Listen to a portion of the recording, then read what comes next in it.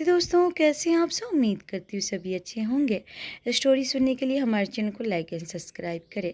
अगर आपने इसका पिछला एपिसोड नहीं देखा है तो मैंने प्लेलिस्ट में मेंशन कर दिया, आप जाके ज़रूर देखें। ये स्टोरी का 53 भाग है। तो चलिए स्टोरी स्टार्ट करते हैं। स्टोरी अच्छी लगे तो लाइक कमेंट करना ना भूलिएगा और चैनल को प्लीज़ सब्सक्राइब कर लीजिएगा। फिर देखते ही देखते वो दिन भी आता है जिसका बेसब्री से सबको इंतज़ार था। कायरा हॉस्पिटल में एडमिट थी और उसे लेबर पेन हो रहा था। विराट बेचैनी से बाहर चक्कर काट रहा था। मन ही मन सब ठीक होने की प्रार्थना कर रहा था। तभी नर्स बाहर आती है। मुबारक हो, बेटी हुई है। ये सुनते ही सबके चेहरे खुशी से खिल जाते हैं, खास करके विराट का। हालांकि कायरा को लिटिल विराट चाहिए था, पर विराट को तो लिटिल कायरा ही चाहिए थी। और जो उसे मिल गई थी तो उसके पैर तो ज़मीन पे पड़ ही नहीं रहे थे। वो जल्दी से नर्स के पास जाता है। क्या मैं अपनी बेटी को देख सकता हूँ? वो खुशी खुशी बोलता है। उससे अपनी खुशी छिपाई नहीं छिप रही थी कि उतावलापन को देख के नर्स को हंसी आ जाती है। वो हंसते हुए, सर कुछ देर रुक जाइए, हम मैम को दूसरे रूम में शिफ्ट कर देंगे, उसके बाद आप दोनों से मिल सकते हैं। इतना कह के वहाँ से चली जाती। ओमकर, उस्मा, विवेक, अवनी सब लोग वहीं थे और सब लोग खुश थे कि घर में लक्ष्मी आई है। विवेक जल्दी से गुंजन को फ़ोन करके ये खुशखबरी देता है। गुंजन को यह खबर मिलते ही बहुत खुश होती है। वो जल्दी से इंडिया आने को बोलती है। भूपेंद्र, जो कि अपने परिवार से दूर था और उसके लिए तड़प रहा था, उसे भी ये खबर पहुंच जाती है। उसे बताया था उसके पुराने मैनेजर ने। दरअसल विराट भूपेंद्र को सबक सिखाना चाहता था, उसे प्यार और परिवार की अहमियत समझाना चाहता था। वो अच्छे से समझ चुका था, लेकिन वो इस उम्र में उसे अकेला नहीं छोड़ सकता था। इसलिए उसने अपने मैनेजर को भूपेंद्र की सारी जिम्मेदारी दे रखी थी, उसके खाने पीने की, उसकी देख रेख की। और भूपेंद्र भी मैनेजर से विराट के और अपने परिवार के बारे में खोज खबर लेता रहता था। परिवार की दूरी ने उसको पूरा बदल दिया था। अब मैनेजर ने ही उसे बताया था कि घर में लक्ष्मी आई है, पर अफसोस वो उसका चेहरा भी नहीं देख सकता। आज पहली बार उसकी आंखें नम थी। अपने किए पर पछतावा तो उसे बहुत पहले हो गया था, पर कभी कभी इंसान का अहंकार उसे उस चीज़ को मानने नहीं देता। लेकिन आज उसका अहंकार पूरी तरह से टूट गया था। हार गया था वो अपने ही अहंकार से, जिसके चलते उसने अपना सब कुछ गवा दिया था। फूट फूट के रोना चाहता था वो, अपना दर्द किसी को बताना चाहता था। विराट और कायरा से माफ़ी मांगना चाहता था, पर माफ़ी मांगना भी बहुत मुश्किल का काम है। हम गलती तो बहुत जल्दी कर देते हैं, लेकिन माफ़ी मांगने के लिए हमारे अंदर हिम्मत इतनी आसानी से नहीं आती। और यही हो रहा था भूपेंद्र के साथ। अब वो पछता रहा था अपने किए पे। दूसरी तरफ वर्षा और राघव अपनी छोटी सी दुनिया में बहुत खुश थे। जब से वर्षा की तबीयत खराब हुई थी, तब से राघव उसे लेकर कोई रिस्क नहीं लेना चाहता था। और वो हर महीने उसका चेकअप करवाता था, ताकि उसे और कोई भी परेशानी ना हो। इस वक्त वो वर्षा को लेकर हॉस्पिटल जा रहा था। आइए, वही हॉस्पिटल था जहां कायरा एडमिट थी। कुछ ही देर बाद कायरा को दूसरे रूम में शिफ्ट किया जाता है, उसके साथ साथ बेबी को भी। सब लोग बच्चे से मिलने के लिए एक्साइटेड थे। विराट और विवेक तो बच्चे की तरह लड़ पड़ रहे थे कि पहले वो गोद में उसे लेंगे। अवनी दोनों के बचपने को देख के मुस्कुरा रही थी। कुछ देर बाद एक एक करके सब लोग अंदर जाते हैं, जहाँ कायरा बिस्तर पर लेटी हुई थी और बेबी उसके पास लेटी हुई थी।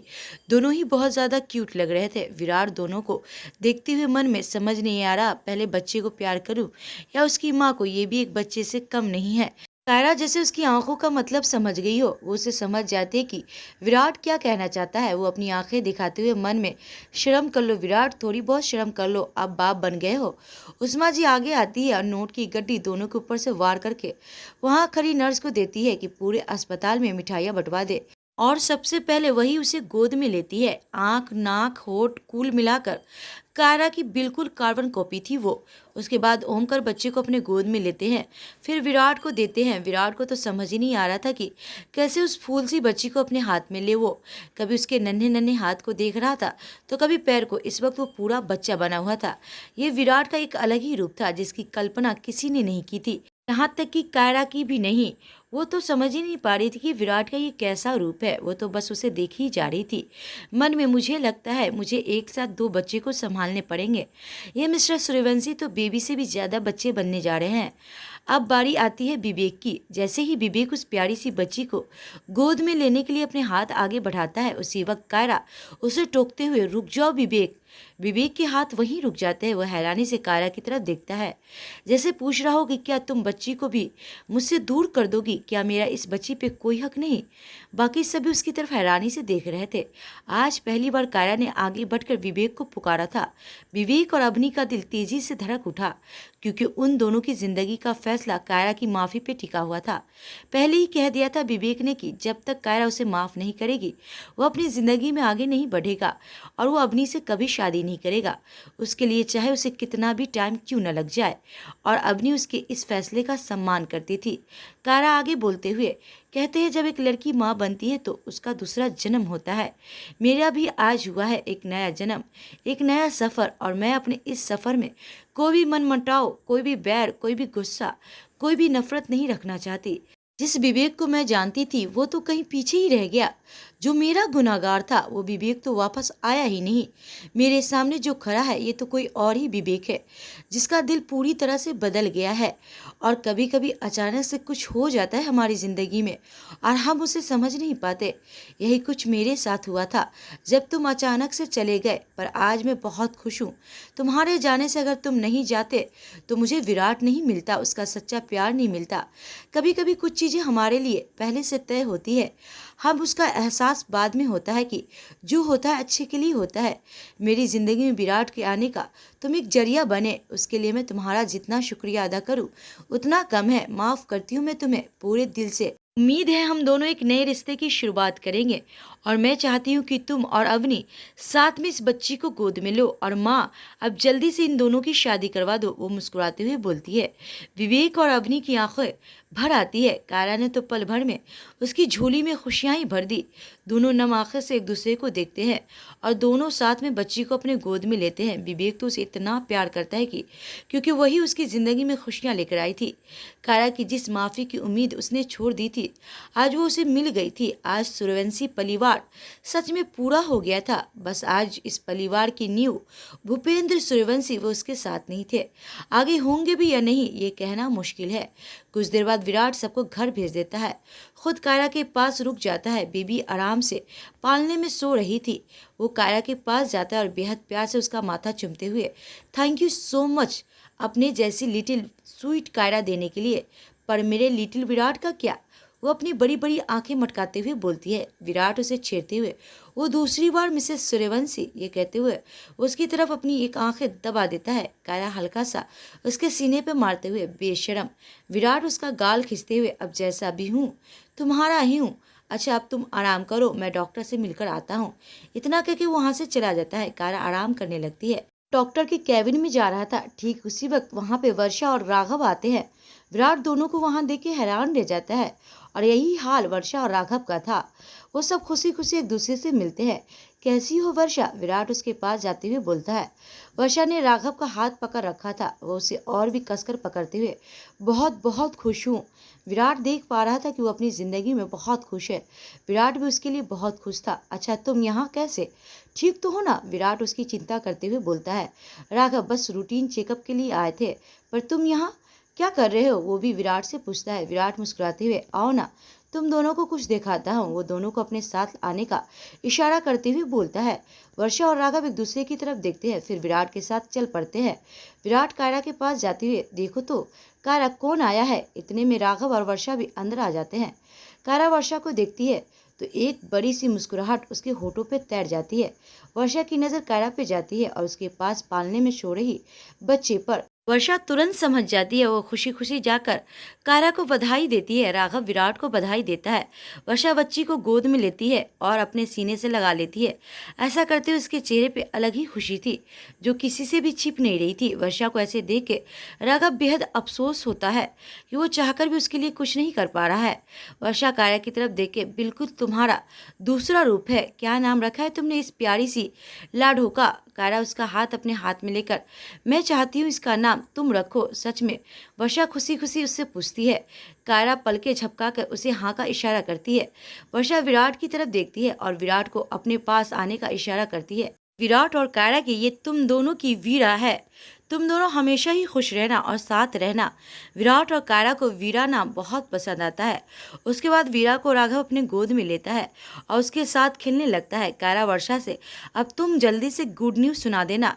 ये सुनते ही वर्षा के चेहरे पे एक दर्द उभर आता है जिसे छिपाने की वो बहुत कोशिश करती है पर छिपा नहीं पाती। कायरा विराट की तरफ देखती है जैसे पूछ रही हो मैंने कुछ गलत कह दिया क्या? वर्षा उसे सारी बात बताती है कि कैसे गलत दवाई खाने की वजह से वो माँ नहीं बन सकती। ये सुनकर विराट को बहुत अफसोस होता है, क्योंकि वो जानता था कि इन सब का जिम्मेदार भूपेंद्र सूर्यवंशी है। विराट वर्षा के पास जाकर दोनों हाथ जोड़ते हुए, मुझे माफ कर देना वर्षा, तुम्हारी इस हालत का जिम्मेदार कहीं ना कहीं मैं ही हूँ। ये तुम क्या कह रहे हो विराट, मतलब क्या है तुम्हारा?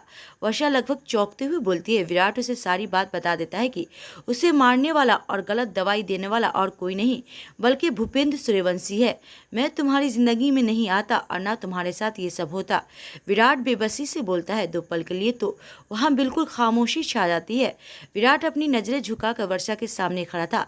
वर्षा उसकी तरफ देखती है, फिर एक गहरी सांस लेकर, अपने मन पे कोई बोझ मत रखना विराट, ये मेरी किस्मत में लिखा था, इसीलिए हुआ, इसमें किसी का कोई दोष नहीं। तुम्हारी जिंदगी में खुशियां आए, उन खुशियों को जियो, बाकी जो बीत गया उसे भूल जाओ। कितनी सरलता से वर्षा ने विराट के दिल से बोझ कम कर दिया था, पर विराट खुद को उसका गुनाहगार मानता था। कायरा वर्षा को अपने गले लगाते हुए, तुम बहुत बहुत अच्छी हो, तुम देखना, अच्छे लोगों के साथ भगवान कभी बुरा नहीं करते। एक दिन तुम्हारी झोली में भी खुशियां आएगी, ये मेरा विश्वास है, मेरा भरोसा है। वर्षा की आंखें भी नमी तैर जाती है। मेरी जिंदगी तो भगवान ने पहले ही खुशियां से भर दी है। जान से ज्यादा प्यार करने वाला राघव जैसा पति दिया है, सिया जैसी प्यारी सी बेटी दी है मुझे। मुझे किसी से कोई शिकायत नहीं, वर्षा मुस्कुराते हुए बोलती है। इसके बाद विराट उन दोनों का मुंह मीठा करवाता है। कुछ देर बाद बात करने के बाद वो लोग वहां से चले जाते हैं। 2-4 दिन यूं ही बीत जाते हैं। कायरा आज वीरा के साथ घर आ रही थी। पूरा सूर्यवंशी हाउस फूलों से सजाया गया था और घर में पूजा रखी गई थी वीरा के स्वागत के लिए, और साथ में अवनी और विवेक की शादी का मुहूर्त भी निकलवाने के लिए। भूपेंद्र के पास पल पल की खबर जा रही थी और वो इन खुशियों को मिस कर रहा था, पर अपना वजूद तो उसने खुद ही गवा दिया था। जिस भूपेंद्र के बिना सूर्यवंशी घर में पत्ता नहीं हिलता था, आज उसके बिना सारे काम हो रहे थे और वो भी अकेला तड़प रहा था। खैर, विराट और कायरा वीरा को लेकर अंदर आते हैं। उस्मा तीनों की आरती उतारती है। कुछ देर बाद पूजा शुरू होती है। विवेक और अवनी की शादी का दिन भी फिक्स हो जाता है। 1 महीने बाद का मुहूर्त निकलता है। 1 महीना काफी था कायरा को पूरी तरह ठीक होने के लिए, शादी एंजॉय करने के लिए, और ये 1 महीना कैसे बीत जाता है किसी को पता ही नहीं चलता। गुंजन और आहान भी आ गए थे। आखिर विवेक की शादी है, ज्यादा नहीं, बस घर के ही लोग थे और कुछ खास रिश्तेदार जो शादी में आने वाले थे, और जो रिश्तेदार फालतू की बातें बनाने वाले थे कि एक बच्ची की माँ से शादी कर रहा है, ऐसी भी क्या मजबूरी है, वगैरह वगैरह। उनको विराट ने शादी में बुलाया ही नहीं था। नन्ही सी वीरा अब 1 महीने की हो गई थी। आज उसके चाचू की शादी है। व्हाइट कलर की खूबसूरत सी फ्रॉक में वो किसी परी से कम नहीं लग रही थी। शादी घर से होने वाली थी। एंजल पिंक कलर के गाउन में पूरे घर में घूम रही थी। कुल मिला के हर कोई खुश था, पर कोई था जिसे ये खुशियां रास नहीं आ रही थी। इस वक्त वो सूर्यवंशी हाउस के बाहर खड़ा था, अपनी आंखों में गुस्से की ज्वाला लिए उस घर को देख रहा था। बहुत खुशियां मना चुके हो तुम लोग, अब बस बर्बादी होगी, खून के आंसू रोएगा ये सूर्यवंशी परिवार। ये कहता वो किसी को फोन करते हुए, मौका मिलते ही उस विराट की बच्चे को उठा लो। जी, हम घर के अंदर ही हैं, मौका मिलते ही उस बच्ची को उठा लेंगे। इतना कहने के बाद दोनों तरफ से फोन कट हो जाता है। हर चीज से बेखबर विराट और कायरा विवेक और अवनी की शादी एंजॉय कर रहे थे। लगभग सारे मेहमान आ चुके थे, पंडित जी भी आ चुके थे। गार्डन एरिया में मंडप लगा चुका था और दुल्हन बनी अवनी विवेक के पास आके बैठ चुकी थी। पंडित जी शादी के मंत्र शुरू करते और देखते ही देखते अवनी हमेशा के लिए विवेक की हो जाती है। नन्ही सी वीरा कायरा की गोद में थी। एक पल के लिए भी कायरा उसे छोड़ नहीं रही थी और नहीं कायरा का दिल कर रहा था उसे खुद से दूर करने का। वही नौकर के भेष में आए कुछ लोग वीरा को किडनैप करने के लिए आए थे। उन्हें मौका ही नहीं मिल रहा था वीरा को उठाने का। उनको लग रहा था कि घर में चहल पहल है तो किडनैपिंग का काम आसानी से हो जाएगा, पर इतना आसान नहीं था विराट सूर्यवंशी की नाक के नीचे से उसी के घर में कुछ करना। अफसोस के साथ उन्हें खाली हाथ लौटना पड़ता है। खैर, शादी अच्छी तरह से हो जाती है। सब चीजों को परफेक्ट तरीके से विराट ने की थी। सब मेहमान धीरे धीरे रवाना हो जाता है और गिरने पर भी अब वीरा को छू भी नहीं पाते। रात हो जाती है। शादी की भाग दौड़ में सब थक कर चूर हो गए थे। वीरा को सुलाते सुलाते कायरा भी सो गई थी और विराट बैठा दोनों को देख रहा था। तब तक देखता रहता है जब तक उसे नींद नहीं आती। एंजल को आज उस्मा ने अपने साथ सुलाया था ताकि विवेक और अवनी अपने रिश्ते की अच्छे से शुरुआत कर सके। वैसे भी एंजल उस्मा के साथ इतना घुल मिल गई थी कि एक बार को वो अवनी के बिना तो रह सकती थी, पर उस्मा के बिना नहीं। गुंजन और आहान अपने कमरे में सो गए थे। अवनी आईने के सामने खड़ी होकर अपने जेवर उतार रही थी। तभी आहिस्ता से विवेक उसके पीछे आता है, उसे पीछे बाहों में भरते हुए, I love you so much Avni. Avni आईने में से उसे देख रही थी। क्या देख रही हो? विवेक अपनी चेन उसके कंधे पे टिकाते हुए बोलता है। देख रही हूँ कि ये सच है या सपना। यकीन ही नहीं होता कि मेरी किस्मत भी इतनी अच्छी हो सकती है। विवेक प्यार से उसे अपनी तरफ घुमाता है, अपने होठ उसके माथे पे रखते हुए। बिल्कुल हकीकत है, और खबरदार जो तुमने कुछ भी उल्टा सीधा सोचा तो बस पुराने सब भूल जाओ, मेरे साथ नए रिश्ते की शुरुआत करो। ये कहता वो अपनी बाहें फैला देता है और अवनी उसके सीने से लग जाती है और कसकर विवेक को पकड़ लेती है। दोनों के धड़कते दिल, महकती सांसें एक दूसरे के अरमानों को हवा दे रहे थे। विवेक एकदम से उसके बाल खोल देता है, जो कि लहर कर उसकी कमर तक आते हैं। वो अवनी का चेहरा अपने हाथों में भरता है, अपने होठ उसके होठ पे रख देता है। अवनी की आंखें खुद ब खुद बंद हो जाती है। वो उसके हाथ विवेक के पीठ पे कस जाती है और अगली पल वो दोनों डूब जाते हैं अपने प्यार की बारिश में। रात गुजर जाती है और सवेरे होता है। अगले ही दिन विवेक अवनी और इंजन को लेकर घूमने निकल गया था सिंगापुर के लिए। गुंचन और हानवी मलेशिया वापस चले गए थे। घर पर रह गए थे बस उस्मा, ओमकर, विराट, कायरा और वीरा। वहीं दूसरी तरफ जिसने वीरा को किडनैप करने के लिए आदमी भेजे थे, वो बेहद गुस्से से, इस बार तो तू बच गया विराट, पर अगली बार नहीं बचेगा। तेरी जान तेरी इस बेटी में है ना, तो मैं तुझे उससे ही दूर कर दूंगा, तब तुझे पता चलेगा कि तरफ क्या होती है। वो बेहद गुस्से से ये सब सोच रहा था। बस उसे एक मौका की तलाश थी। अब विराट और कायरा वीरा को लेके उसके नाना नानी के पास गए थे, जो कि अब दूसरे शहर में रहते थे। पूरे 2 दिन वो तीनों वहीं रहते हैं। जब से वीरा आई थी तब से विराट का कायरा के लिए प्यार और केयर दोनों ही बढ़ रहे थे। और यही हाल कायरा का था। जब भी कायरा वीरा के साथ बच्ची बनती तो विराट दोनों को संभाल लेता, और जब कभी विराट वीरा के साथ बच्चा बनता तो कायरा दोनों को संभाल लेती। और बड़ी हो के वीरा इन दोनों को संभाल लेंगे। आज वो तीनों घर वापस आ रहे थे। कायरा इतनी शरारती और नटखट हो गई थी कि उसने जिद करके विराट को साइड में बिठा दिया और वीरा को उसके गोद में दे दिया और खुद ड्राइव करने लगी। विराट की हालत खराब हो रही थी कि ये हमें घर तक सही सलामत पहुंचा देगी कि नहीं।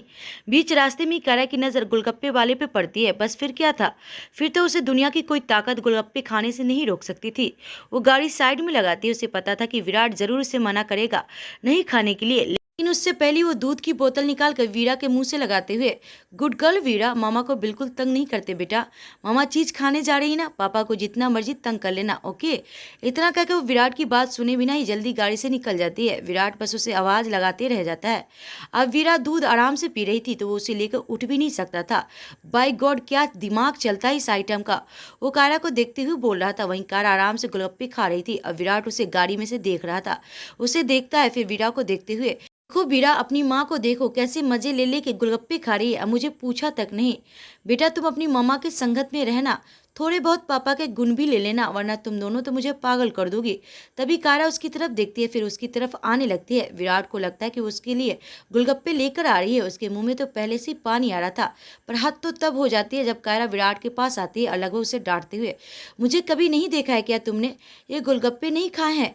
कब से देखे ही जा रहे हो? इतनी नीयत पड़ी है तुम्हारी इन गोलगप्पे में कि मुझे हजम ही नहीं होगा। वो वीरा पे ध्यान दो चुपचाप, इतना कह के वो वापस चली जाती है। विराट जो गोलगप्पे खाने के लिए मुंह खोला था, वो मुंह खुला का ही खुला रह जाता है। इसी हंसी खुशी के दिन बीत जाते हैं। विवेक अभी सिंगापुर से नहीं आया था, पर गुंचन का फोन जरूर आया था कि वो प्रेग्नेंट है, और इस मौके पे वो चाहती कि उस्मा ओमकर उसके साथ आकर रहे।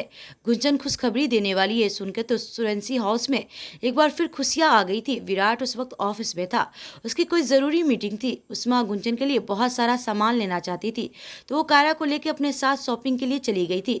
वीरा भी उन दोनों के साथ ही थी, इस बात से अनजान कि उसका नया दुश्मन हर वक्त उन पर नजरें रखे हुआ है। इस बार वो किडनैपिंग करने खुद आया था। उस्मा और कायरा मॉल जाकर शॉपिंग कर लेते हैं, उसके बाद वो सारा सामान गाड़ी में रखवा रहे थे।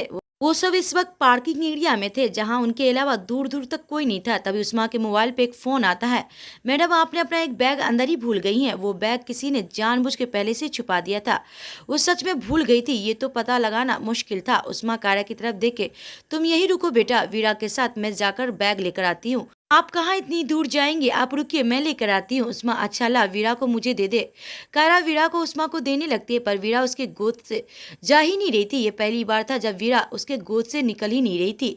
कायरा प्यार से उसका माथा चूमते हुए, बच्चे, मम्मा बस 2 मिनट में आ रही है, इतना कह के वो वीरा को उस्मा के गोद में देती है और खुद मॉल के अंदर चली जाती है। बस इस पल का इंतजार था उस गिरने पर को। जैसे ही कायरा अंदर जाती है तभी वो उस्मा के पास आता है। मैडम, आपका बैग। उस्मा पीछे मुड़कर देखती है, तभी वो उससे कुछ सुंघा देता है। वो वीरा को अपने गोद में ले लेता है। उस्मा वही बेहोश होकर गिर जाती है। ये देखकर ड्राइवर एकदम से हड़बड़ा जाता है। जल्दी से उसके पास जाता है। वो आदमी ड्राइवर के पेट पे जोर से मारता है और पास रखा पत्थर उठा के उसके सर पे दे मारता है, जिससे ड्राइवर का सर खून से भर जाता है। जब तक वो कुछ कर पाता तब तक तो वो वीरा को लेके वहां से चला गया था। आखिर ये नया दुश्मन कौन है दोस्तों, हम देखेंगे नेक्स्ट पार्ट में। तब तक के लिए नमस्ते।